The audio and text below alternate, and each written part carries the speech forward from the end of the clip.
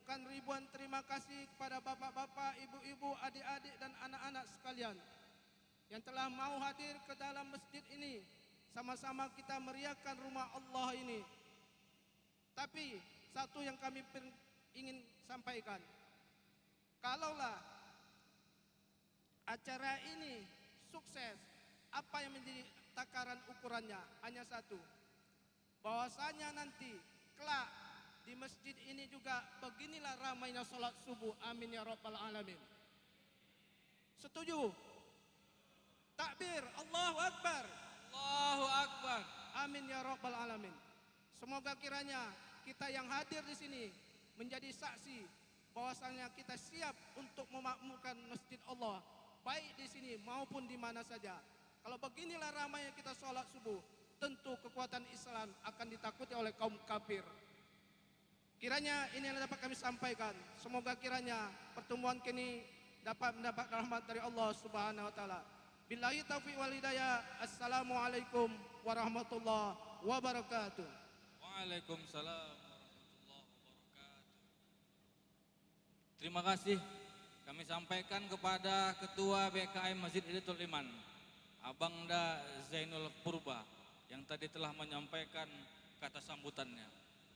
Selanjutnya sembari menunggu Al-Ustadz Habib Haikal Husin Al-Alaidrus, ada baiknya kita jemput Al-Ustadz yang pertama, yaitu Al-Ustadz Muzammil Hasbalah, yang akan membahas tentang tema The Miracle of Al-Quran. Kalau Ustadz Yusuf Mansur ada bukunya The Miracle of Giving, keajaiban sedekah. Kali ini dibahas tentang keajaiban Al-Quran. Untuk itu kami jemput Al-Ustadz Muzammil Hasbalah untuk menyampaikan beberapa pesan tentang judul The Miracle of Al-Quran. Kepada Al-Ustadz Muzammil Hasbalah, kami harapkan untuk berada di dekat kami.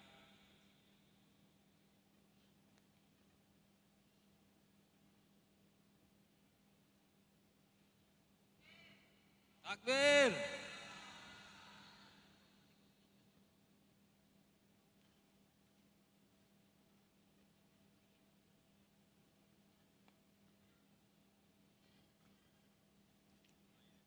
Assalamualaikum warahmatullahi wabarakatuh.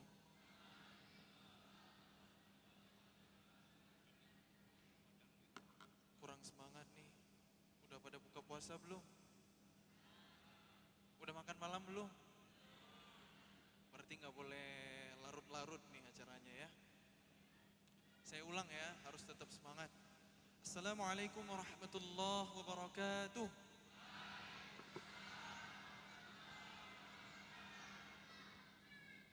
Ini baru anak Medan. Alhamdulillah wa kafa, wassalatu wassalamu ala rasulillahil mustafa wa ala alihi wa sahbihi wa mal wafa. Rabbi syrah li sadri wa yassir li amri wahlul 'uqdatam min lisani yafqahu qawli. Subhanaka la ilma lana illa ma 'allamtana innaka antal alimul hakim. Rabbi syrah li sadri wa yassir li amri wahlul 'uqdatam min lisani yafqahu qawli. Qala Allah Ta'ala fil Qur'anil Karim, A'udzu billahi minasy syaithanir rajim. Wa ma umiru illa liya'budullaha mukhlishina lahuddin حنفاء ويقيموا الصلاة ويؤتوا الزكاة وذلك دين القيمة. Sadaqallah. Alhamdulillah, puji syukur kita panjatkan kepada Allah. Malam yang berbahagia ini kita Allah kumpulkan di rumahnya yang mulia, Baitullah, Masjid Allah, duduk di majelis ilmu Mudah-mudahan dengan begitu Allah mudahkan jalan kita menuju surga. Kita harus banyak-banyak bersyukur karena ini momen yang sangat mahal. Kenapa? Kami di Pulau Jawa, saya tinggal di Bandung sekarang. Ngumpul-ngumpul kayak gini belum boleh nih. Menangis corona lihat lihat orang-orang berkumpul rame begini. Tapi insya Allah kita hasbunallah wa ni'mal wakil. Mohon perlindungan kepada Allah. Semoga Allah jauhkan wabah itu. Allah lindungi kita dari penyakit-penyakit yang tidak diinginkan ya. Virus COVID-19 itu kan makhluknya Allah juga. Dia berzikir seperti kita berzikir. Yusabbihu lillahi ma fis samawati wa ma fil ard. Semua yang ada di langit dan bumi kan berzikir kepada Allah. Corona makhluk Allah berzikir juga. Maka kita nggak boleh lepas dari zikir supaya corona itu tidak membahayakan kita. Amin ya rabbal alamin.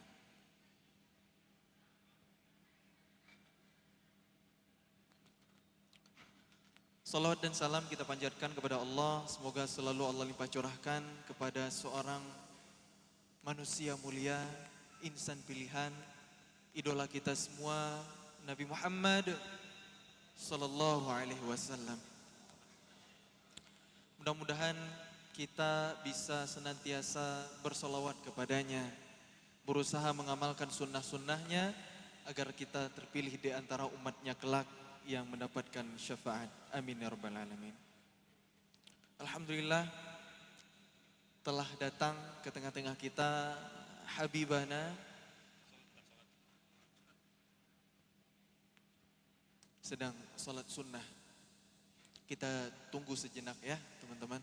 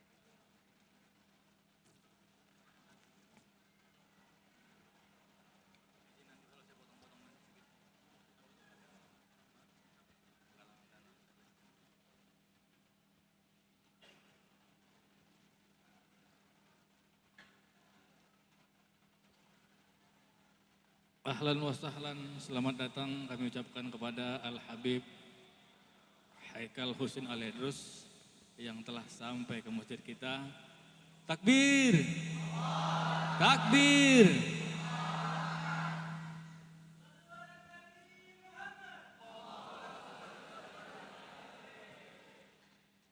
Baik, sebelum acara kita lanjutkan, tadi panitia telah menginformasikan kepada saya bahwasanya tadi siang pengkajian tentang akhwat dan ba'da asar juga tadi ada kajian akhwat dan ikhwan.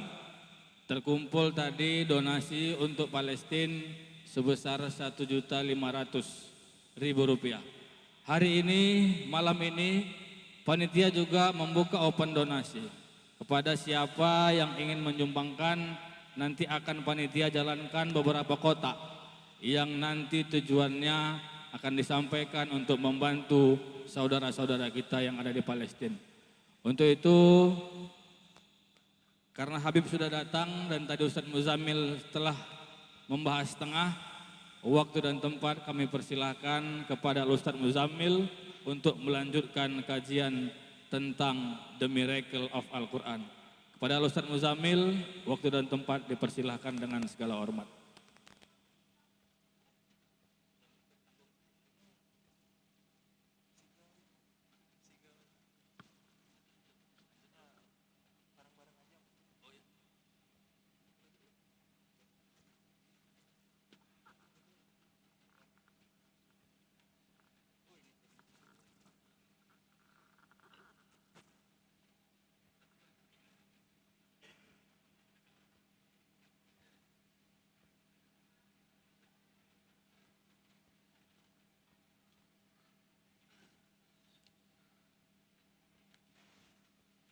ayah bunda, teman-teman hadirin wal hadirat yang sama-sama mengharapkan ridho Allah.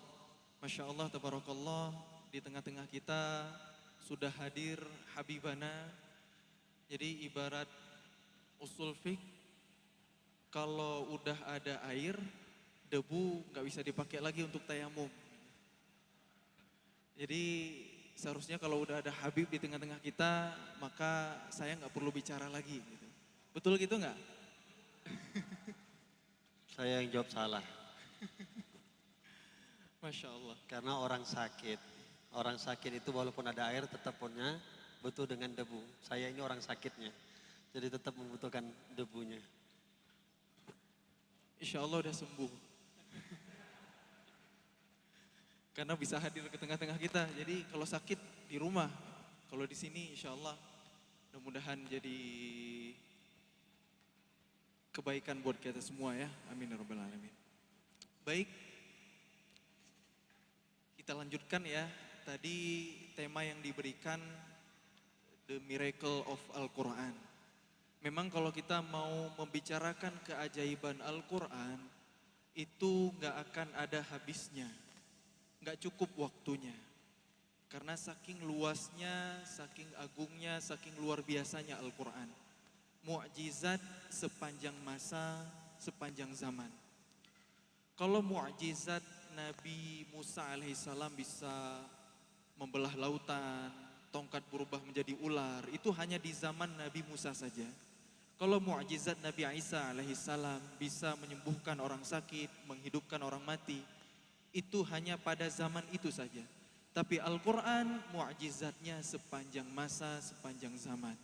Setiap surah, setiap ayat, setiap kata, bahkan setiap huruf dari Al-Quran pasti ada makna, ada mu'jizat yang luar biasa di balik itu semua.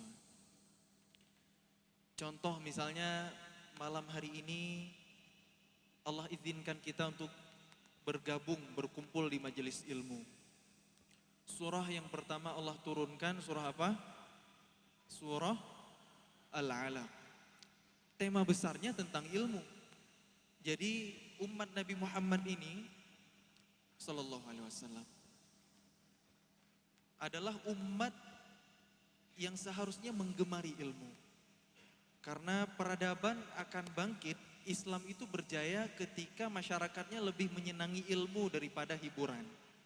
Sebab-sebab kejatuhan kaum muslimin itu selalu ketika hiburan itu merajalela, merebak.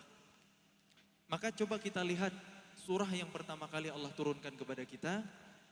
A'udzu billahi minasy syaithanir rajim.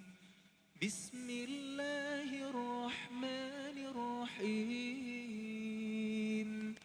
Iqra' bismi rabbikal ladzi khalaq. Khalaqal insana min 'alaq.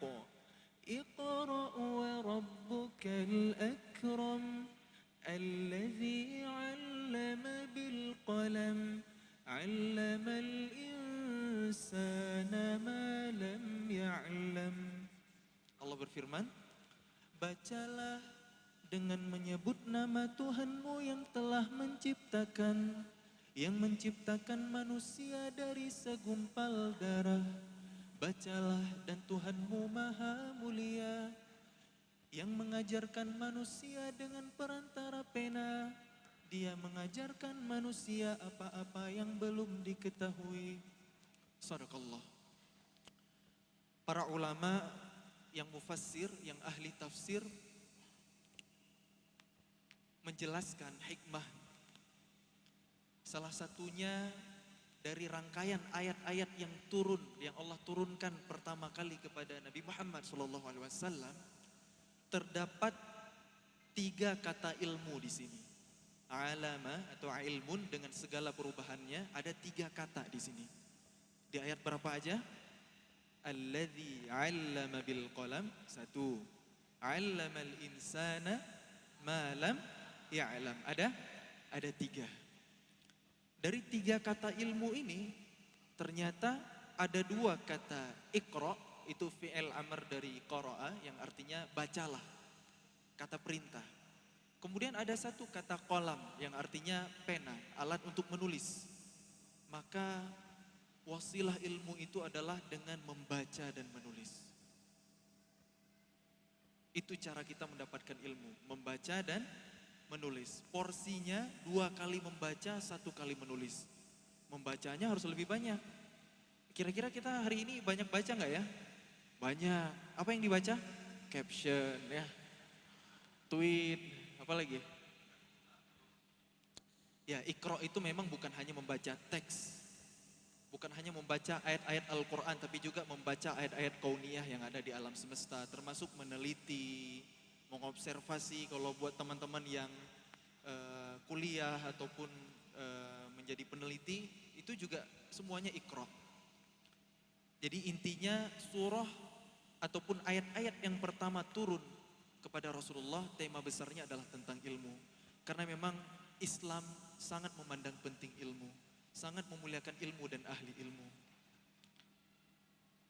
Kemudian surah Al-Fatihah yang kita baca setiap hari dalam sholat kita, minimal 17 kali sehari dalam setiap rakaatnya, juga menyinggung tentang tema ilmu. Doa pertama yang kita temukan dalam urutan mushaf adalah Ihdinas siratal mustaqim. Ya Allah, beri kami petunjuk ke jalan yang lurus. Siratal mustaqim. Apa itu? Siratal ladzina an'amta alaihim, yaitu jalan orang-orang yang Engkau berikan nikmat kepada mereka. Minan nabiyyina was-siddiqina wasyuhada'i was-salihin.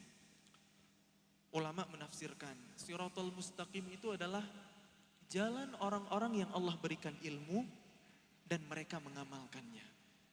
Itu Siratal mustaqim. Kemudian kita berlindung kepada Allah. Ghairil maghdubi alaihim, bukan jalan orang-orang yang Engkau murkai. Ghadab itu artinya marah.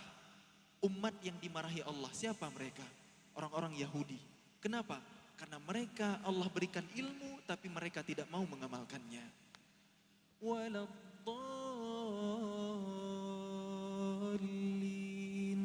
dan bukan pula jalan mereka yang sesat. Siapa umat yang sesat? Orang-orang Nasrani. Kenapa? Karena mereka beramal tapi tidak punya ilmu. Tadi hari Jumat kita membaca surah Al-Kahfi.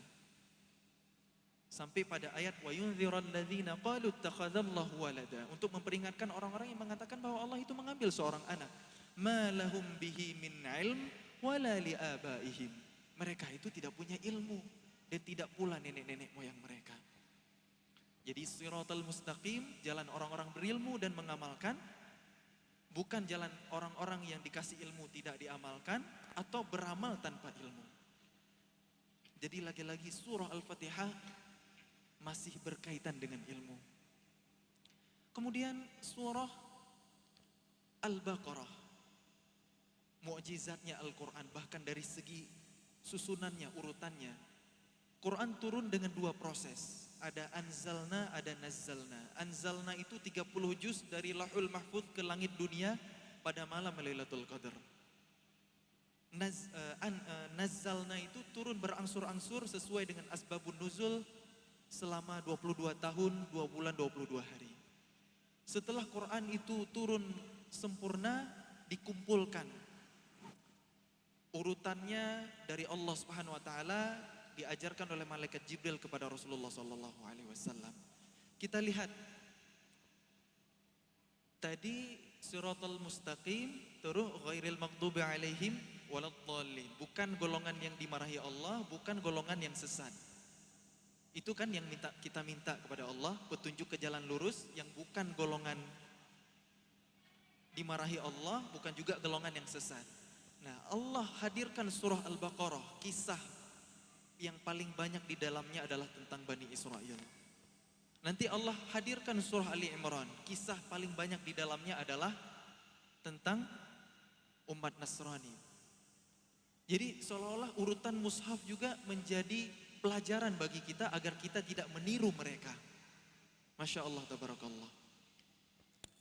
Karena memang sepertiga dari isi Al-Quran itu adalah kisah atau sejarah. Maka salah besar kalau kita hari ini menganggap sejarah itu tidak penting. Sejarah kan masa lalu. Bukankah Rasulullah belajar dari sejarah? Menguatkan hatinya yang sedih di tahun duka cita. Meninggal istri tercintanya Sayyidah Aisyah radhiyallahu anha. Meninggal pamannya Abu Talib. Dihibur oleh Allah dengan satu surah, yaitu surah Yusuf alaihissalam. Kisah Yusuf itu kesulitan demi kesulitan hidup dari sejak kecilnya, tapi akhirnya bahagia. Itu benar-benar diteladani oleh Rasulullah SAW dalam kehidupannya.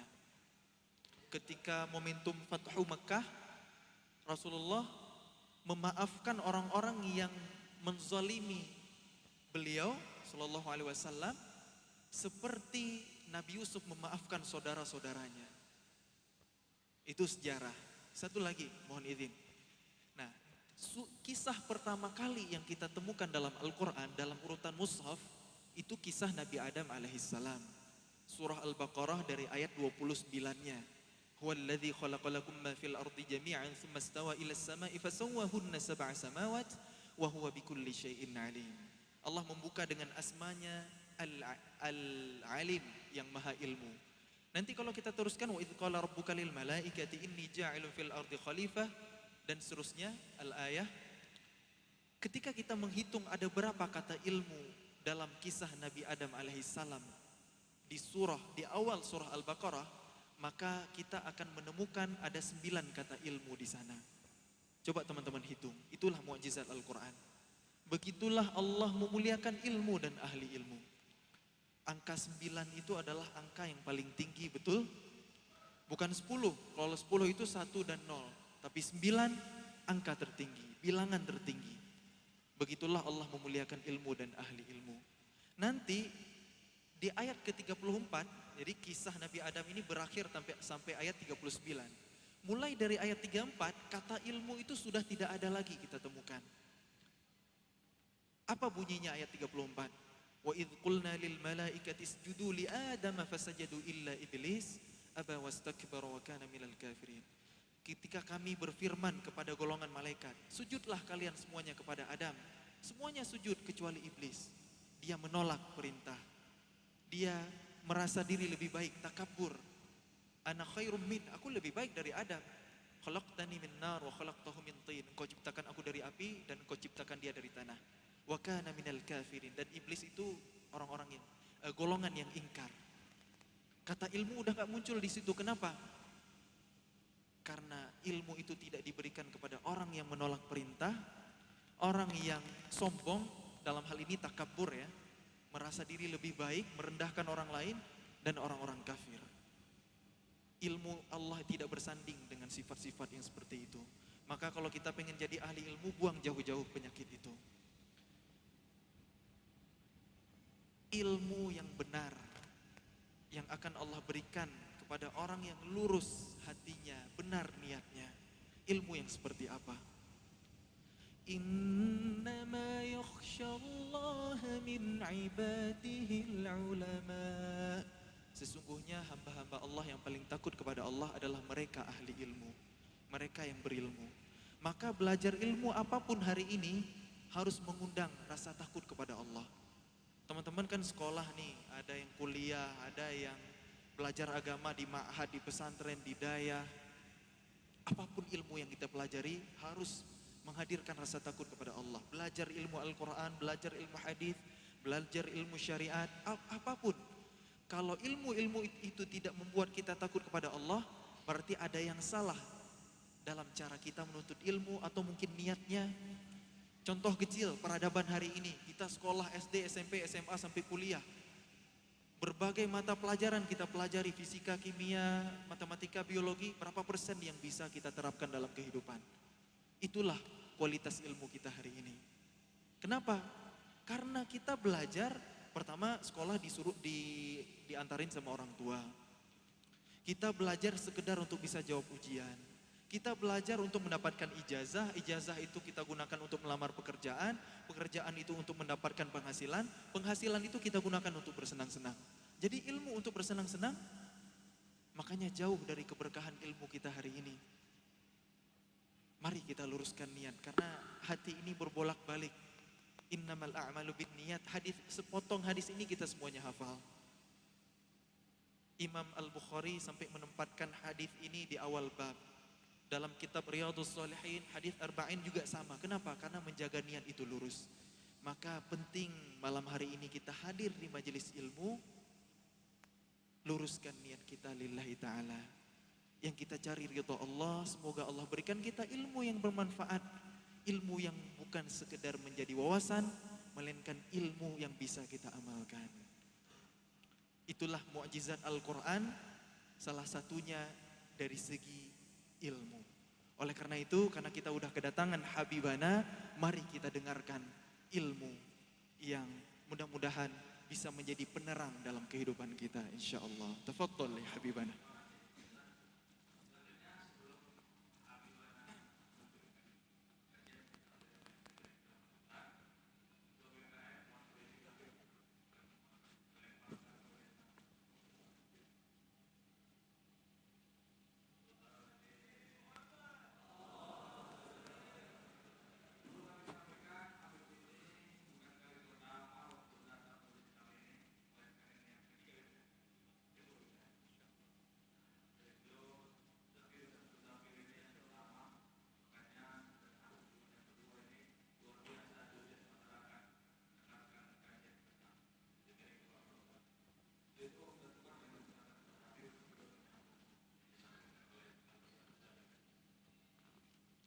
Assalamualaikum warahmatullahi wabarakatuh.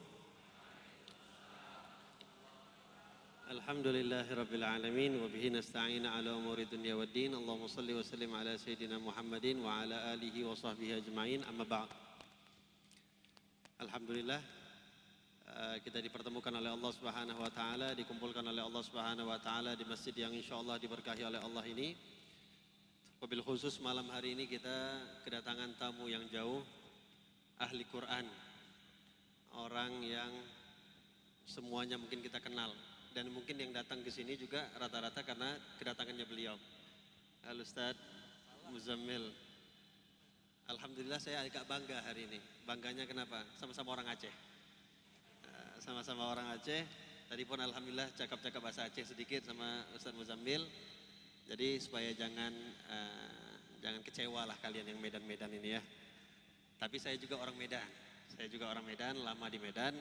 Cuma numpang lahir saja di Aceh. Tadi Ustadz Muzammil sudah banyak menceritakan. Dan sebenarnya saya pun heran kenapa saya diundang lagi. Ini ada tamu jauh. Saya pun insya Allah tiap bulan datang ke sininya.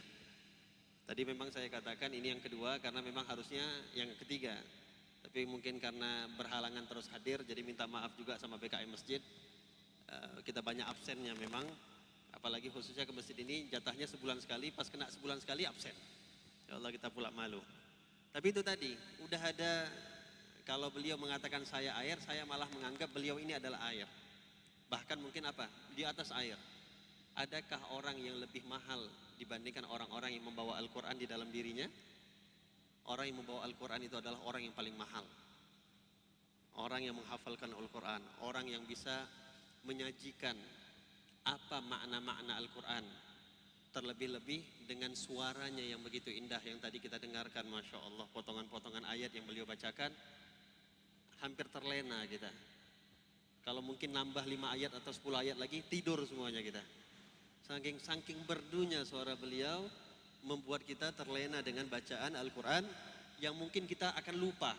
Kalau mendengar suaranya beliau barusan kita lupa indah-indahnya bagi sebahagian orang, lagu-lagu yang membawa kepada kelalaian, indah-indahnya bagi sebagian orang, musik-musik yang melalaikan dirinya kepada Allah Subhanahu wa taala. Dan inilah yang harus diperbanyak oleh setiap para pemuda khususnya. Kita melihat di masjid ini isinya tuh orang-orang tua semua. Yang jadi imam rata-rata udah sulit untuk bangun. Jalannya bongkok. Kita butuh pemuda-pemuda yang memberikan gairah untuk kita untuk kembali kepada Al-Quran dan kembali kepada Rasulullah Sallallahu Alaihi Wasallam. Saya kayaknya pun dikerjain juga malam hari ini, dikasih tema Miracle of Al-Quran. Besok-besok kalau ngasih tema untuk saya, kalau pakai bahasa Inggris itu diartikan dulu. Ya alhamdulillah sedikit-sedikit tahulah bahasa Inggris. Walaupun nggak ini, tapi kan bahaya juga kalau nanti diundang tiba-tiba dikasih tema pakai bahasa Inggris, ustadznya nggak tahu bahasa Inggris, wah rusak ini, bahaya, ngomong apa juga salah, akhirnya nggak nyambung. Namun karena memang yang ditemakan adalah Miracle of Al-Quran, tadi kita banyak mendengar daripada Ustadz Muzammil bagaimana keajaiban, atau mungkin kalau dalam segi Islamnya kita akan mengatakan mukjizat daripada Al-Quran. Dan semuanya kita pun tahu bahwasanya kita sering mendengar di sekolah-sekolah umum, bahkan di sekolah umum sekalipun kita didengarkan Al-Quran itu adalah mukjizat yang terbesar yang diberikan oleh Allah kepada Nabi Muhammad Sallallahu Alaihi Wasallam. Kenapa disebut Al-Quran ini adalah mukjizat terbesar? Bukankah Al-Quran itu hanya sekedar kitab? Atau hanya sekedar bacaan? Mungkin bagi sebahagian orang, tadi Ustadz Muzammil ceritakan bagaimana kisahnya Nabi Musa ketika membelah lautan. Bagi orang sebahagian sekarang ini, kalau melihat bulan terbelah, itu pasti lebih wow dibandingkan satu kitab yang isinya bahasa Arab. Kalau ada orang yang bisa menghidupkan orang mati, wow tidak? Wow, itu adalah suatu hal yang menakjubkan bagi orang yang sebahagian yang mungkin melihat hal-hal yang aneh itu yang tidak dimiliki, yang mungkin kalau dibandingkan sama Al-Quran hanya buku saja, buku yang banyak dijual di toko-toko buku, mudah didapati. Tapi kenapa, di mana letak mahalnya Al-Quran?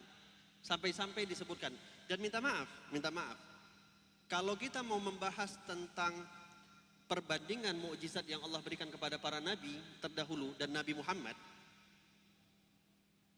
dan dikumpulkan mukjizat yang Allah berikan kepada Nabi Muhammad, tetap disebutkan adalah Al-Quran mukjizat terbesar yang dimiliki oleh Rasulullah. Kalau kita ingin membandingkan mukjizat Nabi Muhammad dengan mukjizat Nabi lain, salah seorang ulama pernah mengatakan bahwasanya tidak ada mukjizat yang diberikan oleh Allah kepada para nabi terdahulu, melainkan Allah berikan juga kepada Nabi Muhammad. Diberikan juga oleh Allah kepada Nabi Muhammad. Dan mukjizatnya lebih hebat lagi diberikan oleh Allah kepada Nabi Muhammad dibandingkan Nabi terdahulu. Saya ambil contoh. Nabi Musa alaihi salam terkenal dengan si pembelah lautan. Laut Merah dibelah oleh Nabi Musa. Pakai apa dibelah? Pakai tongkat. Ada yang bisa melakukannya? Nah, cobalah kalau mungkin pergi ke Belawan, bawa tongkat, ketok-ketok itu. Kalau bisa terbelah lautan, Belawan mungkin viral. Wah, ini pengganti Nabi Musa. Tapi tahu nggak, Nabi Muhammad juga pernah membelah sesuatu. Belah apa? Nabi Muhammad pernah belah bulan. Walaupun secara zahir kita juga nggak bisa belah lautan, apalagi belah bulan. Tapi saya katakan mukjizat Nabi Muhammad membelah bulan itu lebih hebat daripada mukjizat Nabi Musa membelah lautan. Kenapa? Lautan itu masih bisa dipegang. Lautan itu masih bisa dipegang. Ya walaupun tadi mau diketok-ketok, kita pun ketok-ketok sampai mati pun tak akan terbelah. Tapi paling tidak bisa disentuh dengan indera kita. Tapi siapa kita bisa menyentuh bulan? Tahu Nabi Muhammad bagaimana cara beliau menyentuh bulan? Membelah bulan. Beliau dari kota Mekah, beliau tunjuk itu bulan di malam hari, beliau goreskan dari tangan beliau, terbelah itu bulan. Makanya kalau misalnya ada di antara kalian nanti yang bisa pergi ke bulan, mana tahu ada astronot. Ya, cita-citanya di astronot, ikut Neil Armstrong, ikut-ikutan, ada azan di sana. Walhasil kita nggak tahu itu hoax apa benar apa tidak. Walhasil kalau tengok bulan itu terbelah, itu adalah berkatnya Nabi Muhammad.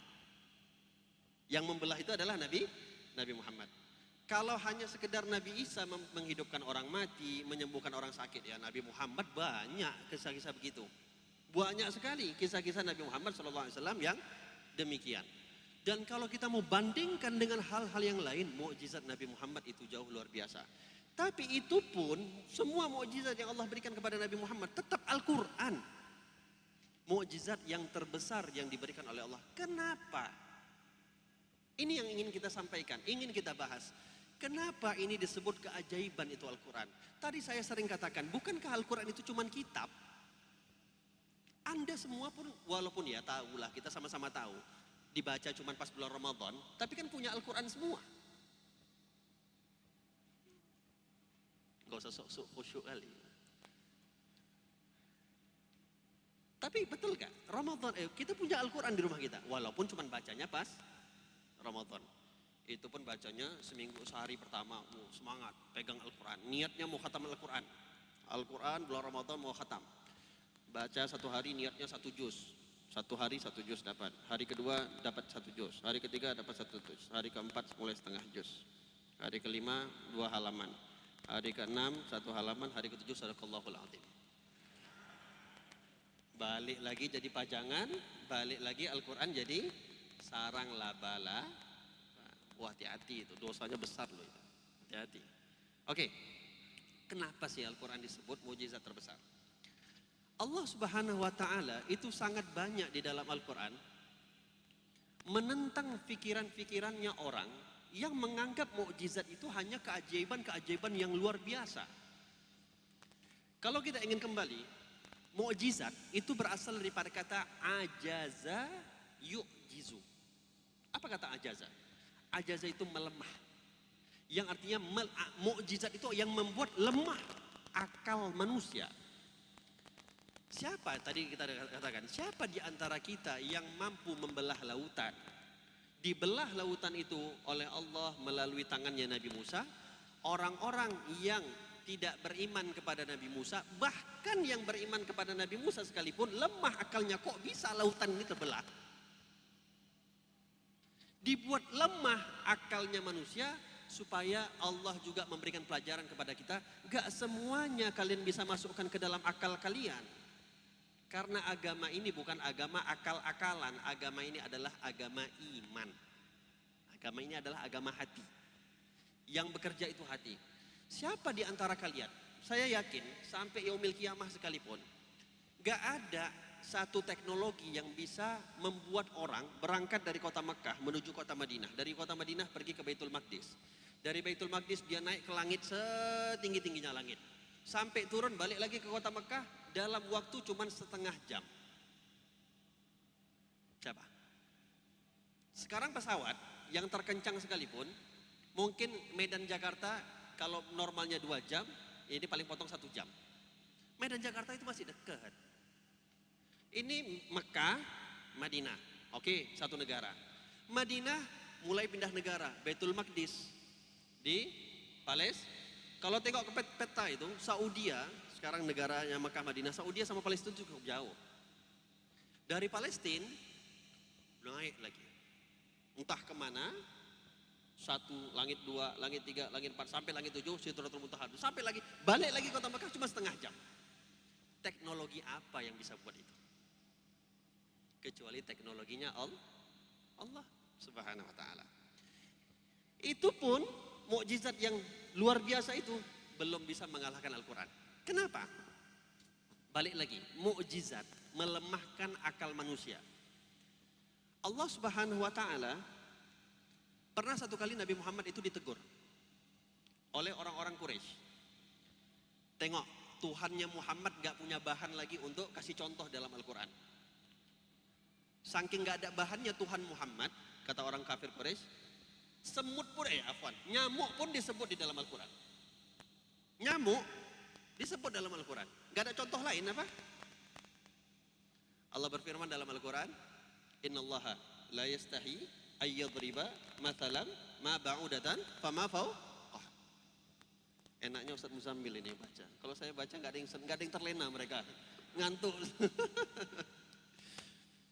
Innallaha la yastahi ayyadriba mathalan ma ba'udatan fama fawqaha. Ketika diolok-olok Tuhannya Muhammad itu nggak punya nggak punya contoh lain. Udah habis contoh. Nyamuk pun dimasukkan ke dalam Al-Quran. Allah menjawab dalam Al-Quran, Innallaha la yastahi. Allah itu nggak malu. Ayyadriba mathalan ma ba'udatan fama fawqaha. Ketika Allah Subhanahu wa Ta'ala memberikan contoh seekor nyamuk. Ini supaya juga membantah kita ya, membantah otak kita semua.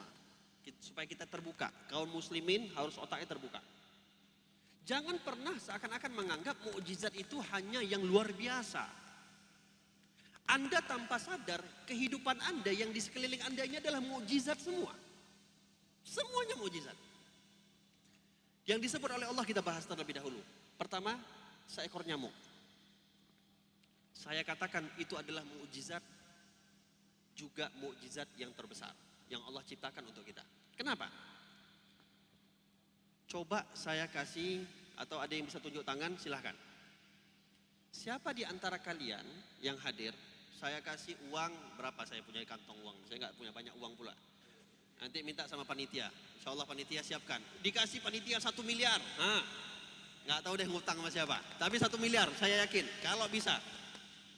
Siapa di antara kalian yang bisa membuat seekor nyamuk?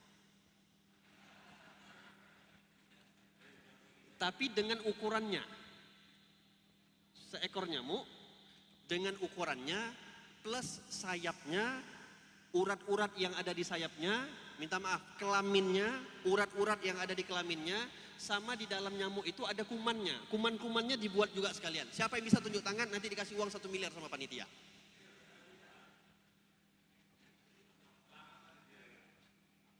Selamat, makanya saya tahu. Kalau enggak, kasih 100.000 aja tadi. Saya mau bentuknya. Bentuknya sesuai dengan ukuran yang ada di tengah-tengah kita. Semuanya pernah tengok nyamuk?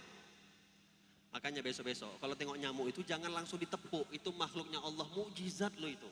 Kasih dia. Kalau bisa dielus-elus, diajak sahabat tidur bareng. Gak apa-apa bersahabat dengan nyamuk, itu mukjizatnya Allah itu. Balik lagi, kalau saya kasih pilihan, lebih mudah mana buat satu patung ekor nyamuk atau satu gajah? Lebih mudah mana kita mengukir?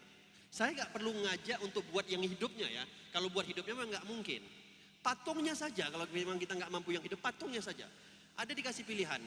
Anda buat satu ekor nyamuk dengan ukurannya dan satu ekor gajah dengan ukurannya. Pasti kita semua lebih memilih gajah. Lebih mudah untuk dibuat. Tapi Allah sebut nyamuk di dalam Al-Quran. Yang di saat ini Allah Subhanahu wa ta'ala mengatakan dengan gamblang kepada orang-orang kafir, jangan malu wahai Muhammad, walaupun aku berikan contoh engkau satu ekor nyamuk. Kenapa jangan malu? Karena satu ekor nyamuk sekalipun mereka nggak bisa buat, apalagi yang ada di seluruh dunia. Kita baru ngomong nyamuk loh ya, belum ngomong langit, belum ngomong yang nuruni hujan, belum adanya awan, belumnya pohon yang terbentuk, belumnya gunung-gunung. Nyamuk yang dipukul tiap hari, yang diusir pakai vape, yang diusir pakai baik, nggak boleh sebut merek pula ya Allah. Tolong disensor nanti kalau ada kamera-kamera, tolong disensor. Yang jadi musuh kita setiap hari, yang maunya kita usir-usirin tiap hari, banyak, dan ini seluruh dunia ada. Mungkin kalau apa ya, macan, tutul, apa ya binatang-binatang yang aneh, itu ada di negeri kita, di negeri orang lain nggak ada. Tapi nyamuk di seluruh dunia ada. Saya bukan sombong, saya pernah ke Eropa. Saya pernah ke beberapa negeri Arab. Alhamdulillah nggak pernah lepas sama namanya nyamuk. Pasti ada nyamuk. Kenapa? Dicontohkan oleh Allah dalam Al-Quran. Dan dijadikan semua kita yang ada di muka bumi ini harus tahu bahwasanya contoh itu disebut oleh Allah dalam Al-Quran. Gak ada satu negara pun yang akan bertanya, nyamuk itu benda apa? Nyamuk itu binatang apa? Kok kami gak pernah ada di negara ini? Semuanya ada. Tapi kalau mungkin yang disebut anoa, dinosaurus, nah itu gak ada. Mungkin di negara satu negara, gak ada di negara lain ada. Nyamuk semuanya ada. Ini Allah ingin melemahkan otak kita. Dan kita sebagai seorang muslim, berapa lama lagi waktu saya? Waduh kejamnya. Ingin melemahkan kita sebagai orang muslim, jangan pernah menganggap seakan-akan terbelahnya lautan itu baru namanya mukjizat. Iya, itu mukjizat. Saya tahu itu mukjizat. Tapi tadi Ustadz Muzamil bilang, mukjizat terbelahnya lautan itu hanya orang-orang yang ada di kaumnya Nabi Musa yang percaya. Kita ini punya hak percaya atau tidak. Walaupun kita harus beriman dengan mukjizat Nabi Musa.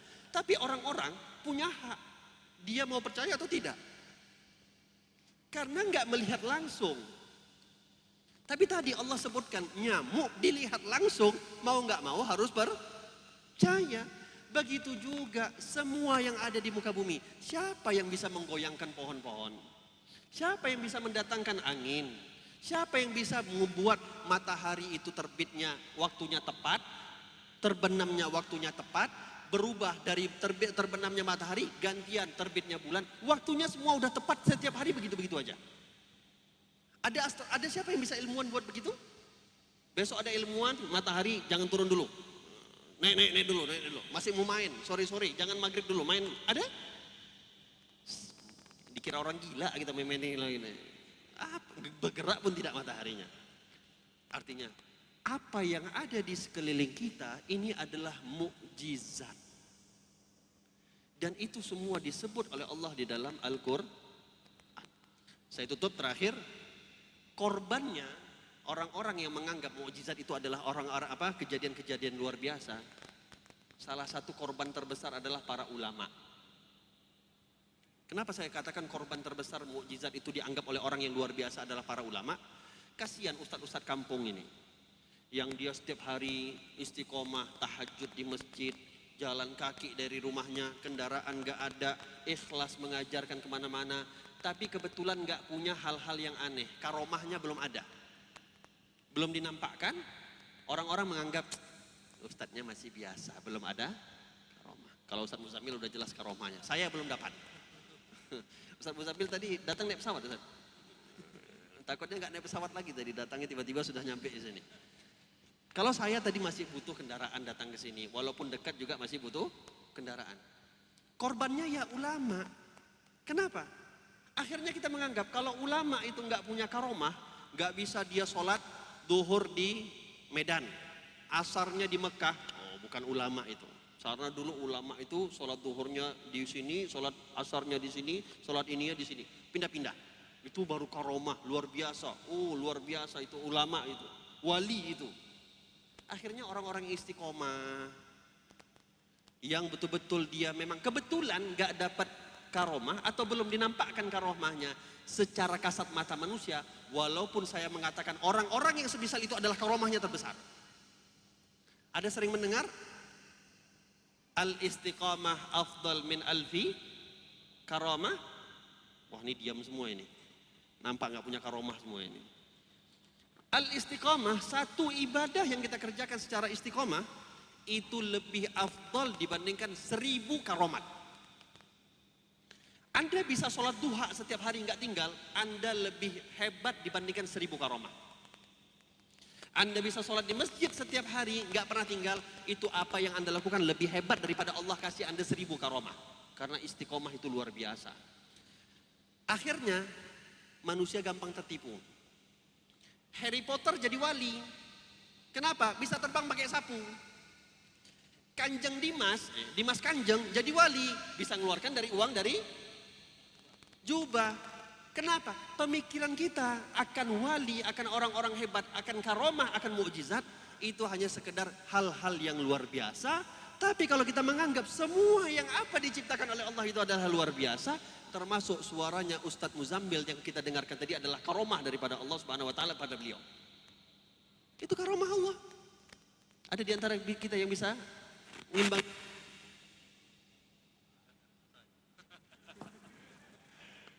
Ini diboikot secara paksa. Ya khair. Saya mohon maaf apabila ada kesalahan. Insya Allah nanti kita mendengarkan lagi ilmu yang disampaikan oleh Al-Ustadz Muzamil. Wallahu a'lam bishawab. Wallahu minkum.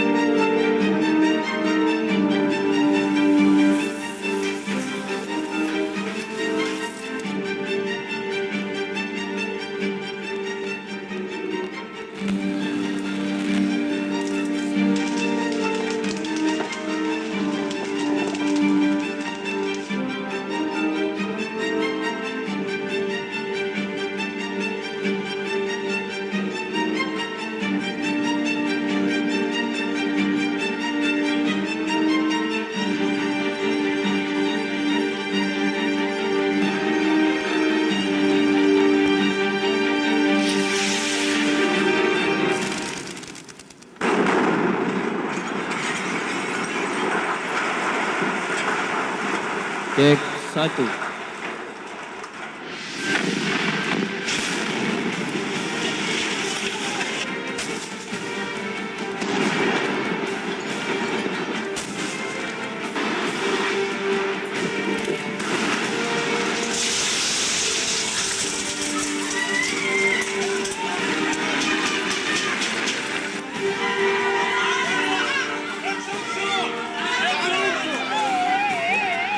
حسبي الله ونعم الوكيل.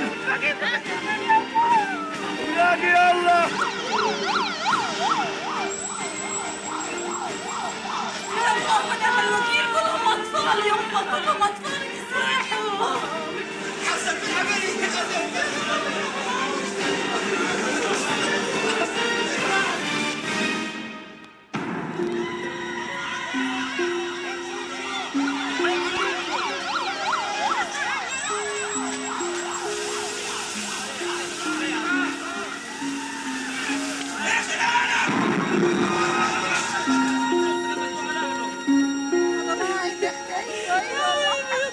السلامة يا راعي، الله يهنيكم بشهادتكم يا رب في الفردوس الأعلى يا رب. احنا صامدين لاخر نفس صامدين. لا مفر ولا قرار في قرار المقاومة، هو الحل الوحيد.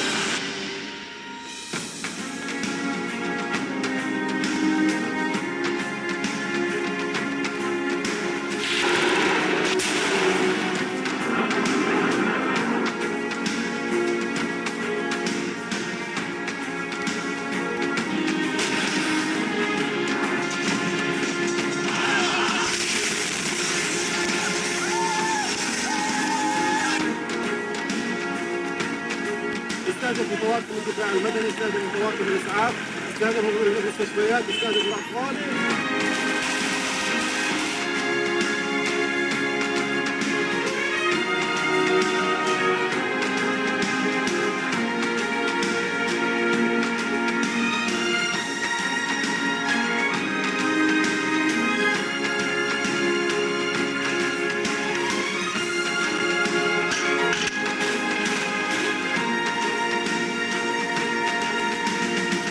مدينة المقاومة شغالة وبتضرب 100% واحنا رافعين القصف الحمد لله. إسرائيل احتلتنا وموتتنا وموتت أطفال غزة الذي قاومت، وإحنا مش خايفين وصامدين رغم الحصار والدمار، وحنصنع التحدي والأمل، وغزة رح تنتصر بإذن الله.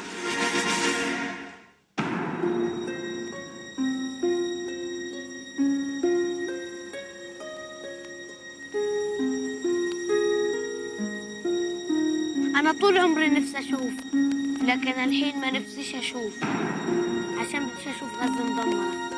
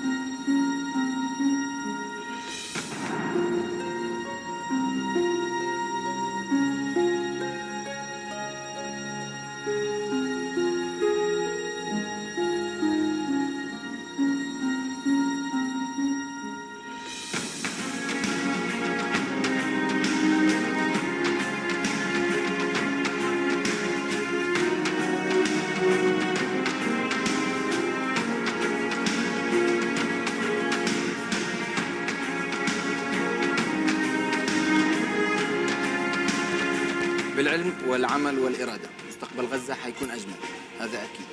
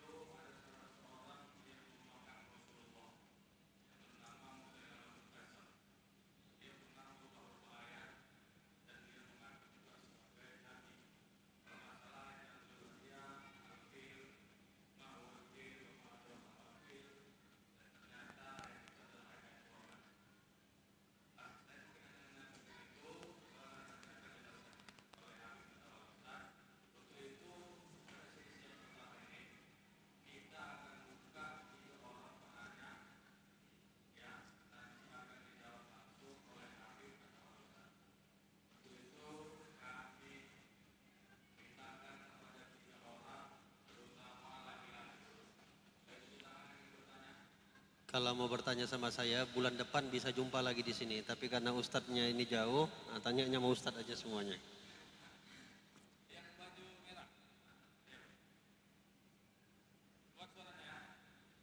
Cek.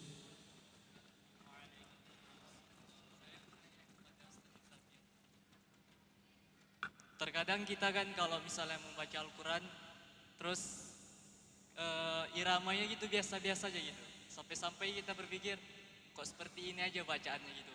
Kayak nggak ada rasa keindahan ketika kita membaca Al-Quran. Lalu bagaimana kita supaya bisa mendapatkan suatu irama agar bacaan kita tuh indah ketika kita melantunkannya. Terima kasih. Assalamualaikum warahmatullahi wabarakatuh.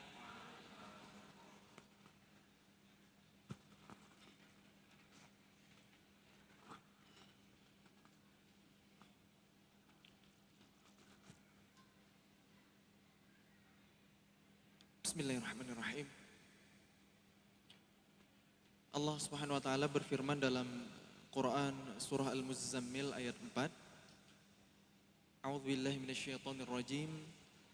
Wa rattilil Qur'ana tartila. Bacalah Al-Qur'an itu secara tartil. Jadi yang Allah perintahkan kepada kita membaca Al-Qur'an itu harus tartil. Sekarang kita cari tahu apa itu tartil. Kalau di terjemah Al-Quran, tartil itu artinya perlahan-lahan, pelan-pelan. Tapi bukan a'udzubillah, bukan temponya yang lambat ya.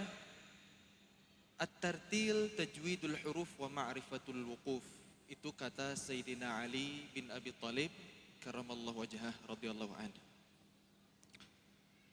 Bacaan yang tartil itu membaguskan setiap hurufnya dan mengenali tempat berhentinya. Jadi bacaan Al-Quran yang diperintahkan kepada kita pertama benar dulu. Benar dulu. Bukan irama dulu ya, benar dulu. Seperti bacaan Rasulullah atau hari ini yang menerapkan ilmu tajwid, ilmu membaguskan bacaan Al-Quran. Karena ilmu tajwid itu sesuai dengan bacaan Rasulullah. Hukum mempelajarinya fardu kifayah. Hukum menerapkannya fardu ain. Bisa dibedain ya. Nggak hafal teorinya, nggak hafal matan jazari, nggak apa-apa. Tapi kalau ngaji harus benar. Karena dulu Rasulullah mengajarkan para sahabat secara talaki. Langsung berhadapan dengan para sahabat. Rasulullah mencontohkan, para sahabat menirukan. Baru nanti di tafsir Ibnu Katsir dijelaskan di situ. Bacaan Rasulullah itu perlahan-lahan karena tujuannya adalah untuk mentadabburi maknanya. Jadi yang paling keren itu kalau kita ngaji bisa merasakan keindahan maknanya. Itu yang harus kita kejar dulu. Hari ini kan kita kebalik ya. Siapa nih imamnya? Kok datar aja ya bacanya? Jangan panjang-panjang lah gitu. Atau semangat sholat di masjid mana gitu. Kalau tarawih bulan Ramadan, kenapa? Karena imamnya bagus bacanya. Suaranya keren gitu, baca satu juz juga gak apa-apa gitu. Ya itu kualitas iman kita hari ini, hanya sebatas irama. Walaupun itu juga ada anjurannya, tapi nanti urutan ketiga. Zayyinul Quran bi aswatikum. Hiasilah Al-Quran dengan suara-suara kalian, itu prioritas ketiga. Yang pertama tadi apa? Bacaannya benar. Yang kedua maknanya dipahami. Yang ketiga baru perindah suara. Laisa minna man lam yataghanna bil Quran. Bukan golongan kami yang tidak bersenandung dengan Al-Quran. Itu hadis riwayat Muslim kan begitu. Makanya buat teman-teman yang hari ini mungkin merasa suaranya biasa-biasa aja, tenang. Semua suara bagus asalkan digunakan untuk membaca Al-Quran. Semuanya bagus. Dan ada ilmunya khusus untuk mempelajari irama, yaitu ilmu maqamat yang ditanyakan kan. Ilmu maqamat udah pernah dengar ya, kumpulan maqam-maqam atau kumpulan nagam-nagam. Nanti ada kurdi, Bismillahirrahmanirrahim. Ada nahawan, Bismillahirrahmanirrahim. Ada jiharkah, Bismillahirrahmanirrahim. Ustaz Abdul Somad pernah nyampein ya, bacaan Rasulullah menurut riwayat seorang ulama qiraat dari Suriah itu bacaannya Rasulullah SAW. Kemudian ada Hijaz, Bismillahirrahmanirrahim. Ada Bayati, Bismillahirrahmanirrahim. Ada saba. Bismillahirrahmanirrahim. Ada sika. Bismillahirrahmanirrahim. Ada ras. Bismillahirrahmanirrahim. Ada banyak nih, nggak usah bingung. Dengerin aja siapa qori favoritnya, syekh siapa. Misalnya kalau saya sekarang lagi seneng dengerin Syekh Yasir Dosari, Imam Masjidil Haram. Atau Syekh Sa'ad Al-Ghumidi, ini legend banget. Bacaannya tartil, santai, suaranya lembut, terus iramanya indah. Semua irama dari tadi saya sebutin ada 8, 7 iramanya dipakai sama Syekh Al-Ghumidi. Nanti di awal Al-Baqarah ras, di awal Al-Fatihah iramanya ras. Awal Al-Baqarah sika, pertengahannya jiharkah, ujungnya nanti soba. Nanti Ali Imran ras lagi. Nanti An-Nisa nahawan, pertengahannya jiharkah. Pokoknya 30 juz itu ada 7 irama. Jadi dari satu orang syekhnya udah bisa belajar 7 irama tuh. Kalau kita bisa bedain, tapi kalau nggak bisa bedain, fokus aja satu dulu. Misalnya irama Kurdi, bisa dengerin dari Syekh Thaha Al-Junaid atau Syekh Mishari Rashid itu sering juga bawain Kurdi atau Nahawan. Itu irama-irama yang hazan, yang sedih. Tipsnya sering-sering dengerin. Sering-sering dengerin, nanti lama-lama insya Allah bisa kita ikutin. Makanya yang didengerin Quran. Jangan apa? Jangan dangdut ya. Soalnya orang-orang Medan lagi banyak yang viral ya. Entah lagu dangdut, entah Melayu gitu ya. Pokoknya variasinya itu gimana gitu ya. Udah sibukin diri sama Quran aja biar enggak ada tempat lagi buat selain Quran. Karena kata ulama ya, terlepas dari hukum musik itu perdebatan panjang di kalangan para ulama ya, enggak ada habisnya gitu. Karena itu ikhtilaf ya. Ya udah sibukin sama Quran aja. Kalau kita udah nikmat dengan Quran, insya Allah kita gak akan sibuk dengan sesuatu yang sia-sia. Wallahu a'lam bishawab.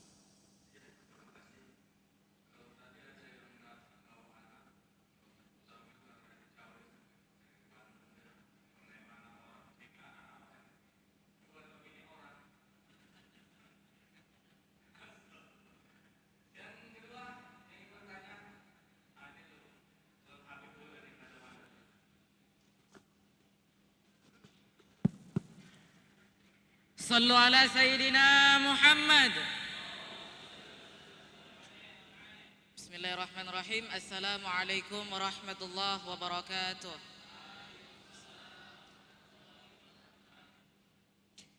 Pertama, pertanyaan untuk Al-Habibana Habib Haikal Alaidrus Hafizullah. Semoga Allah melindungi beliau kapanpun dan dimanapun beliau berada. Amin ya rabbal alamin. Seluruh umat muslim khususnya pasti mendambakan yang namanya syafaat baginda Sayyiduna Muhammad sallallahu alaihi wasallam. Kebanyakan dari kita banyak yang sholawat kadang membuka aurat, kadang yang sholawat sambil tiduran. Itu gimana Bib? Dan saya minta ijazah adab sholawat serta ijazah sholawat Bib. Kemudian untuk Syekh Muzammil,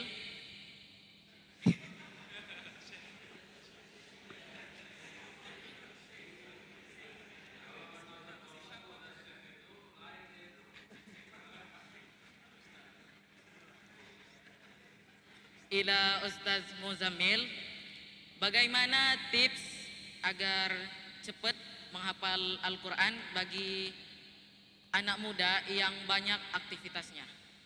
Kemudian kepada Habib Haikal lagi, boleh nggak saya minta ijazah memakai imamah?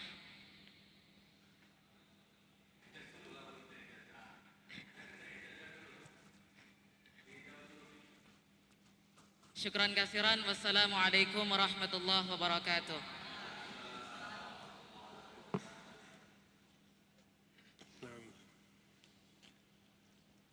Keinginan kita mendapatkan syafaat Nabi SAW itu memang menunjukkan bahwasanya kita ini adalah orang yang kurang di dalam ibadah.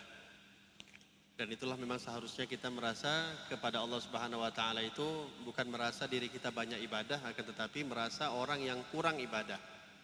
Sehingga dengan rasa kekurangan tersebut kita mau motivasi untuk banyak ibadah, dan kita masih merasa walaupun kita sudah banyak ibadah hakikatnya, tapi kita masih membutuhkan syafaatnya Nabi Muhammad SAW. Karena syafaatnya Nabi itu pernah disebut oleh Rasulullah, syafaati li ahlil kabairi min ummati. Syafaatku itu untuk orang-orang yang punya dosa besar di kalangan umatku. Artinya bukannya saya menganjurkan kalau kamu mau dapat syafaat banyak-banyak buat dosa besar, enggak. Tetapi syafaatnya Nabi itu diuntukkan untuk orang-orang yang buat dosa besar. Kenapa buat orang-orang yang buat dosa besar? Karena orang-orang yang berbuat dosa besar ini yang paling membutuhkan syafaat. Nabi itu punya sifat rahmatan lil alamin bukan hanya ketika di dunia, tapi nanti ketika di akhirat pun sifat rahmatan lil alamin itu akan banyak ditunjukkan oleh Rasulullah SAW.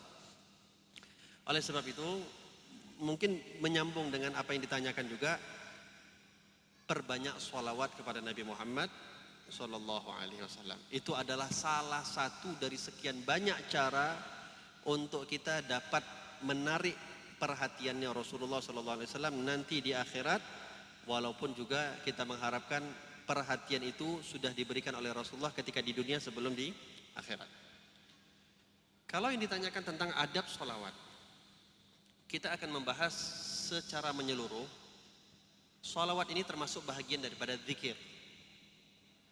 Zikir ini adalah satu-satunya ibadah yang sangat fleksibel. Dia tidak membutuhkan, tidak diwajibkan bagi orang yang berzikir itu dalam keadaan berwudu. Bahkan orang yang dalam keadaan junub, wanita haid sekalipun boleh berzikir. Wanita haid itu nggak boleh sholat, dia nggak boleh berpuasa, dia nggak boleh tawaf ketika haji. Tapi kalau namanya zikir, kapanpun, dimanapun, bagaimanapun, apapun yang dia lakukan, boleh dia berzikir kepada Allah Subhanahu wa taala. Dan zikir ini spesialnya tidak ada batasannya sama sekali. Anda mau sholat, itu ada tempat yang boleh, ada tempat yang nggak boleh. Di kamar mandi yang ada WC-nya nggak boleh sholat di situ karena tempatnya najis. Tapi minta maaf, zikir boleh di kamar mandi, walaupun adabnya ditinggalkan. Dan kalaupun terpaksa kita mau berzikir, cukup dalam hati. Cuman kan masalah kita ini kan sekarang satu. Di luar lagunya Dewa 19, Peter Pan, ungu, coklat, biru, apalagi kuning dan lain-lain warna yang lain. Tapi bawaannya masuk kamar mandi, bawaannya mau sholawatan. Di luar lagu band, di kamar mandi bawaannya mau bawa sholawat Habib Syekh. Nah ini kan muskilah, masalah ini. Itu pun boleh kalau kita mau berzikir di dalam kamar mandi, tapi adabnya tidak dilafazkan, cukup dalam hati. Oleh sebab itu kalau yang ditanyakan tadi, ada yang tidak menutup aurat, ada yang dalam keadaan tiduran, inilah fleksibelnya zikir. Memang adabnya berzikir itu dalam keadaan kita tumakninah, menghadap kepada kiblat, menutup aurat, dalam keadaan hati yang tenang, lepas daripada pemikiran-pemikiran dunia. Itu diantara adab-adab berzikir. Tetapi luasnya zikir termasuk sholawat kepada Nabi Muhammad, walaupun dalam keadaan tidur, walaupun dalam keadaan buka aurat, walaupun dalam keadaan apapun, maka kita boleh berzikir, termasuk juga bersolawat kepada Nabi Muhammad SAW. Dan saya menganjurkan dua hal yang diperbanyak untuk kita di zaman sekarang. Perbanyak dua zikir. Yang pertama, perbanyak istighfar. Kita ini umat akhir zaman terlalu banyak dosanya. Keluar rumah, jangankan keluar rumah, di rumah kita sudah berbuat dosa. Kalau orang-orang dulu keluar rumah ada kemungkinan dia buat dosa, tapi orang sekarang di kamar buat dosa, di semua tempat buat. Maka khususnya anak muda, perbanyak. Kalau memang kita nggak mampu zikir sepanjang-panjangnya zikir satu harian, lazimi dua zikir. Yang pertama istighfar, yang kedua sholawat kepada Nabi. Kenapa sholawat? Karena sholawat ini adalah satu-satunya zikir yang pasti diterima. Bukan kita merendahkan zikir yang lain. Zikir-zikir yang lain itu dilihat riya apa enggak, ikhlas apa enggak.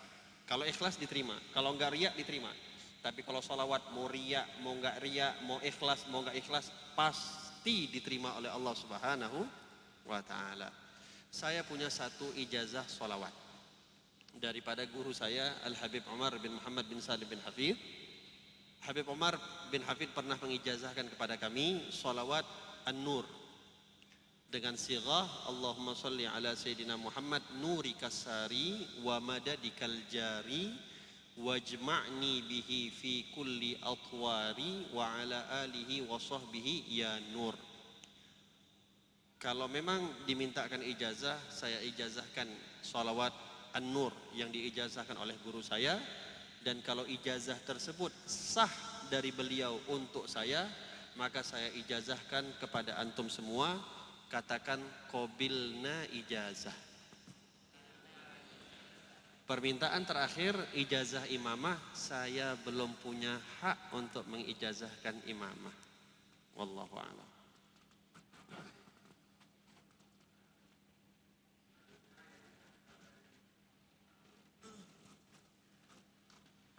Bismillahirrahmanirrahim. Gimana caranya anak muda cepat hafal Quran? Ini yang ditanyain nggak cepet juga. Gimana mau ngasih tahu? Masya Allah, tabarakallah. Tapi jawaban yang dikasih oleh Habibana tadi untuk pertanyaan pertama, itu sebenarnya udah menjawab untuk pertanyaan kedua juga. Kenapa hari ini kita susah menghafal Quran? Karena banyak dosa. Wal ilma nur. Ilmu itu kan cahaya, ilmu Allah itu cahaya. Dan cahayanya Allah itu tidak diberikan kepada la yuhda lil 'asi. Ilmu Allah itu enggak diberikan kepada ahli maksiat. Itu kan yang menyebabkan Imam Asy-Syafi'i rahimahullahu taala lupa hafalannya. Kenapa? Karena dosa kecil kan, melihat aurat perempuan itu pun enggak sengaja. Kalau kita hari ini gimana? Keluar sebentar, sengaja nggak sengaja? La haula wala quwwata illa billah, nastaghfirullahaladzim. Jadi itulah kita hidup di zaman fitnah hari ini. Jadi wajar kalau menghafal Quran itu nggak secepat para sahabat Nabi dulu. Sekali dengar Abdullah ibnu Mas'ud ketika turun suratul An'am, surah Al-An'am turun yang panjangnya itu hampir 1 juz sekaligus dibacakan oleh Rasulullah sekali. Langsung Abdullah ibnu Mas'ud radhiyallahu an bisa menghafalnya. Kenapa? Karena mereka belajar iman sebelum Quran. Jadi urutannya itu sebenarnya bukan belajar Quran dulu ya, harusnya iman dulu. Jadi bagaimana kualitas iman seseorang itu mempercepat hafalan Al-Quran. Ketika Allah berfirman dalam Quran surah Al-Qamar, A'udzubillahi minasyaitonirrajim. وَلَقَدْ يَسَّرْنَا الْقُرْآنَ لِلذِّكْرِ فَهَلْ مِن مُدَّكِرٍ. Telah kami mudahkan Al-Quran untuk dihafal. Adakah kalian menjadi bagian orang yang mempelajarinya? Kita yakin gak dengan ayat itu? 4 kali Allah ulang. Udah dijamin sama Allah kemudahan Al-Quran. Aduh, Quran tebal sekali. Tebal kalilah Quran. Kapan nih selesai ku hafal? Kita udah pesimis duluan, padahal udah dijamin kemudahannya sama Allah. Anak kecil banyak yang hafal Quran. Mohon maaf, orang yang tunanetra hafal Quran. Yang bahkan autis banyak yang hafal Quran. Itu bukti bahwa Quran itu mukjizat, mudah untuk dihafal. Wallahu alam. Kemudian satu hal lagi masih berkaitan dengan yang disampaikan oleh Habibana. Al-Quran itu kan pertama kali diturunkan kepada Nabi Muhammad SAW. Manusia pertama yang menerima Al-Quran, yang paling sempurna mengamalkan Al-Quran itu Rasulullah. Maka kalau kita mau menjadi ahlul Quran, haruslah kita berusaha mengamalkan sunnah-sunnahnya. Semakin maksimal kita amalkan sunnah Nabi, semakin mudah kita belajar Quran. Allah berfirman dalam Quran surah Al-Muzammil, Inna sanulqi 'alaika qawlan tsaqila. Sesungguhnya kami hendak memberikan kepadamu Muhammad sallallahu alaihi wasallam perkataan yang berat. Jadi Quran itu di satu sisi mudah untuk dipelajari, Namun di ayat lain Allah sampaikan Quran itu qaulan tsaqila, sesuatu yang berat, perkataan yang berat. Quran itu menjadi beban dalam artian kita dituntut untuk mengamalkannya, untuk mengajarkannya, untuk mendakwahkannya. Quran itu beban, berat. Perkataan yang berat. Kita menghafalnya, menjaganya kan dengan perjuangan luar biasa. Maka kita butuh fisik seperti fisiknya Rasulullah. Kan Allah mempersiapkan bagaimana fisiknya Nabi dengan sunnahnya. Wa ma yantiqu 'anil hawa in huwa illa wahyu yuha. Nabi itu tidak berkata-kata dari hawa nafsu, melainkan dengan bimbingan wahyu. Maka seluruh kehidupan Nabi ketika kita terapkan harusnya memudahkan kita untuk menjadi ahlul Quran. Memudahkan kita untuk menghafal Al-Quran. Nabi ketika turun wahyu dalam suatu riwayat sedang berada di atas unta. Untanya sampai terduduk. Sampai mengeluarkan keringat dingin meskipun di musim, sampai mengeluarkan keringat yang banyak meskipun di musim dingin. Kenapa? Karena Quran itu berat. Maka kita nggak cukup fisik yang biasa-biasa aja hari ini. Makan segala dimakan. Dikit-dikit makan. Kalau Nabi makannya sedikit. Kalau kita dikit-dikit makan gitu. Bagaimana tidurnya Nabi? Harusnya nih, sekarang kita udah tidur nih kalau nggak ada. Tapi ini majelis ilmu, faidah ya, nggak masalah. Tidur yang sunnah itu habis Aisyah tidur. Tidur cepat, bangun cepat. Kan surah Al-Muzammil itu kan perintah untuk bangun malam ya. Ya ayyuhal muzammil. Ini bukan saya dipanggil ya. Wahai orang-orang yang berselimut. Qumil laila illa qalila. Bangunlah di malam hari meskipun sebentar. Nisfahu aw inqus minhu qalila. Setengahnya atau lebih singkat dari itu. Auzid alaih atau lebih lama dari itu. Warattilil Qur'ana tartila. Kenapa perintah dari Allah untuk membaca Al-Quran itu di malam hari? Kenapa malam hari?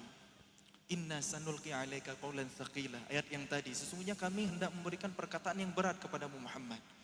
Jadi ternyata di malam hari itu ada energi tambahan. Seperti yang Allah sampaikan di ayat berikutnya, Inna nasyi'atal laili hiya asyaddu wata'an wa aqwamu qila. Sesungguhnya bangun di malam hari itu sangat tepat untuk khusyuk, fokus, dan bacaan di saat itu lebih berkesan. Nah, kita yang hari ini mengaku menghafal Quran, rajin bangun malam enggak? Murajaah enggak dalam tahajud kita? Padahal itu prime time-nya. Waktu terbaik untuk berinteraksi dengan Al-Quran. Makanya kita susah bangun malam kalau tidurnya telat. Jadi begadang untuk hal-hal yang nggak perlu ya, itu bukan sunnah. Makanya kalau kita habis begadang itu apa yang terjadi? Kalau kita tidurnya larut malam, pertama insomnia, kita susah tidur. Yang kedua susah juga bangun. Salah-salah sholat subuh itu bisa dijamak sama sholat duha. Betul nggak? Makanya jangan begadang kalau nggak perlu. Tapi kalau perlu silakan. Jihad memang harus berjaga. Begadang, majelis ilmu silakan begadang atau bercanda dengan istri. Banyak yang jomblo ya di sini. Itu di antara pengecualian untuk begadang ya, teman-teman. Makannya Nabi dan seterusnya dan seterusnya. Untuk fisik kita kuat gitu. Kan kalau kita kan makan untuk menegakkan tubuh supaya kuat ibadah, tapi kalau kita makan terlalu banyak jadi penyakit gitu. Makanya kita baru baca Quran sebentar udah ngantuk. Kebanyakan makan nasi gitu. Makanya sering lupa, nasian itu lupa. Bahasa Arabnya lupa. Makanya orang Indonesia sering lupa karena banyak makan nasi ya. Itu candaannya orang-orang Arab. Wallahu a'lam bishawab.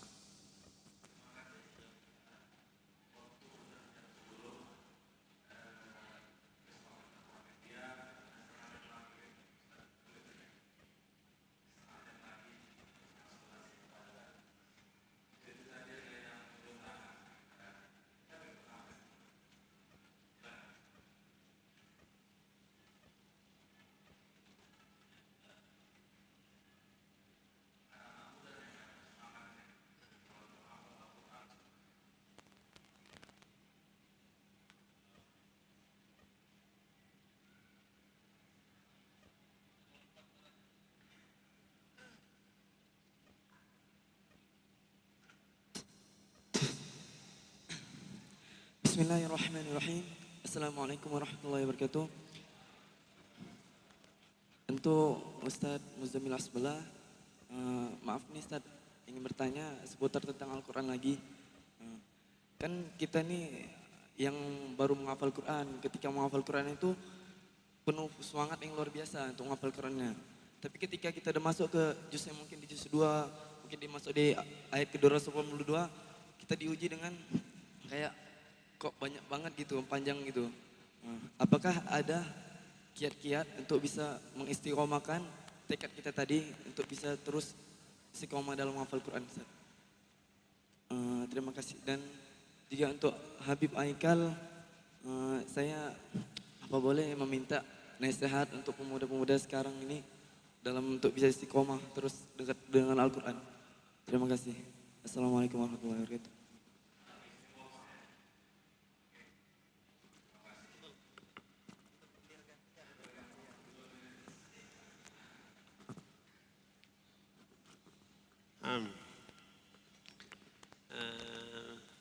Yang ditanyakan untuk bisa istiqomah di dalam Al-Quran. Sama seperti istiqomah di dalam ibadah apapun. Istiqomah itu tidak bisa dengan kiat-kiat. Istiqomah itu ya harus dikerjakan. Anda mau istiqomah dalam satu ibadah, usaha untuk tidak pernah meninggalkan ibadah tersebut. Mungkin dipertanyakan, aduh sulit kali. Itulah namanya istiqomah. Kalau enggak sulit, namanya istirahat. Karena sulitlah namanya istiqomah. Kalau enggak sulit namanya istirahat. Oleh sebab itu, cara mau istiqomah, ya usaha. Jangan sampai kita meninggalkan. Semisal, ada orang mau istiqomah setiap pagi. Dia mau baca 1 juz Al-Quran. Satu hari terlewat dia, tak sempat membaca di pagi hari 1 juz Al-Quran. Maka jangan kita kalah dengan syaitan. Yang membuat kita sulit untuk istiqomah ada 2. Yang pertama hawa nafsu, yang kedua adalah syaitan. Yang pertama itu lebih berat dibandingkan yang kedua. Godaan syaitan itu lemah, godaan hawa nafsu ini yang lebih berat. Maka jangan mau kita dikalahkan dengan kedua hal itu. Kalau kita di pagi hari ketinggalan istiqomahnya kita 1 juz dan kita harus ganti dengan esok hari, maka esok hari yang harusnya kita baca 1 juz ganti dengan 2 juz. 1 juz kita gantikan dengan yang sebelumnya. Untuk apa?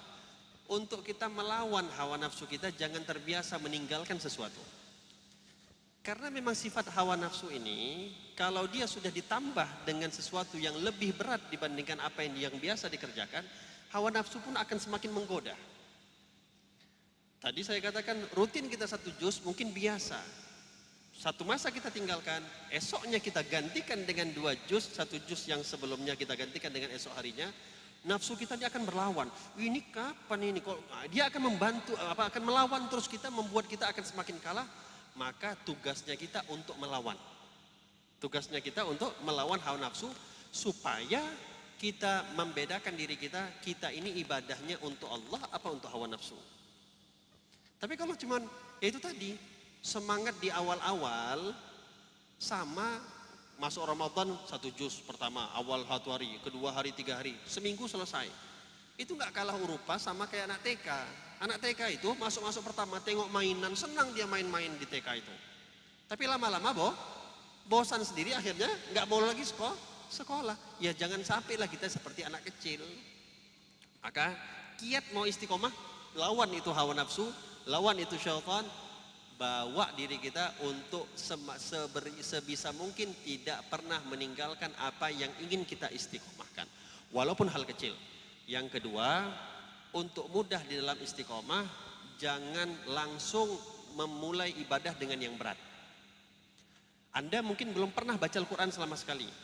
Mau mulai baca Al-Quran karena dengar Ustadz Muzammil malam hari ini, besok saya tekad mau baca Al-Quran. Jangan langsung mulai khatam Al-Quran 1 hari. Mampunya sekiranya 1 halaman, 1 halaman. Jangan pernah lebih. Jangan pernah lebih.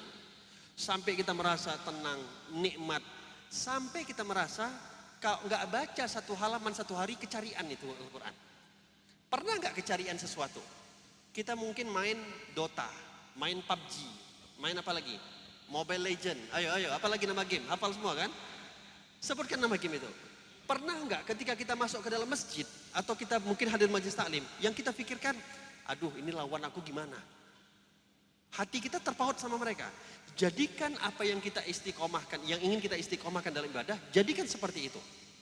Sampai kalau bisa kita keluar yang sesuatu yang hal yang kita lakukan bukan berkaitan dengan apa yang kita ingin istiqomahkan dalam ibadah, kita terpikir, gimana ya baca Quranku? Gimana ya sholat sunnahku nanti? Nah, kalau kita udah dapat satu halaman dan tenang dengan satu halaman tersebut, bisa ditambah.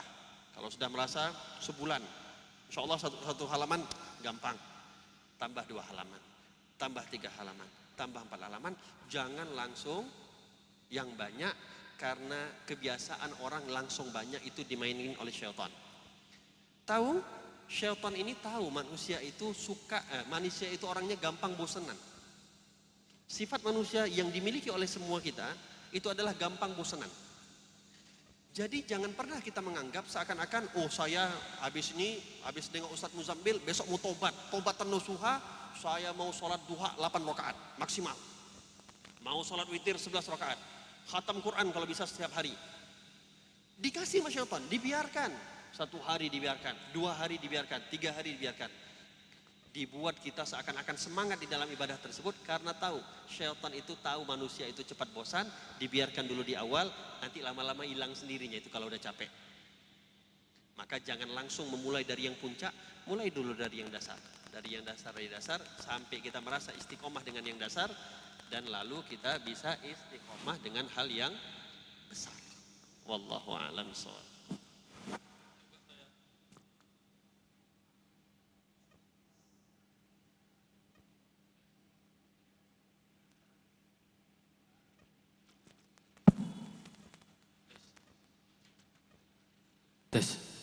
Teringat juga saya tentang istiqomah ini. Dulu almarhum ayah saya yang kebetulan imam besar di masjid kita ini Ustadz. Dia kalau selalu berdoa itu setiap habis sholat dia berdoa, Allahumma ja'al istiqomata ala dinika wa ta'atika fi kulli zaman. Setiap hari dia selalu berdoa seperti itu.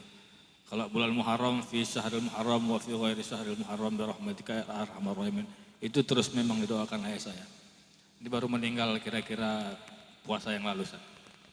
Untuk itu tadi ada bisikan dari panitia, harusnya Ustadz Muzammil ada lagi menjawab soal yang disampaikan oleh adik kita tadi.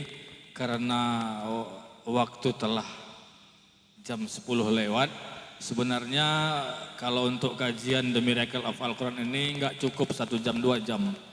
Untuk itu kami atas nama panitia memohon maaf yang sebesar-besarnya atas waktu yang telah usai ini. Untuk itu kepada Allah kami mohon ampun, kepada kita semua yang hadir kami mohon maafkan. Terima kasih banyak kami ucapkan kepada Al-Ustadz Habib, Al-Ustadz Muzammil Hasbalah, dan terima kasih kami ucapkan kepada seluruh tim dan kru yang bertugas pada malam hari ini. Terima kasih atas segala perhatian, mohon maaf atas segala kekurangan. Nasrun minallah wa fathun qarib wa basyiril mu'minin. Wassalamualaikum warahmatullahi wabarakatuh.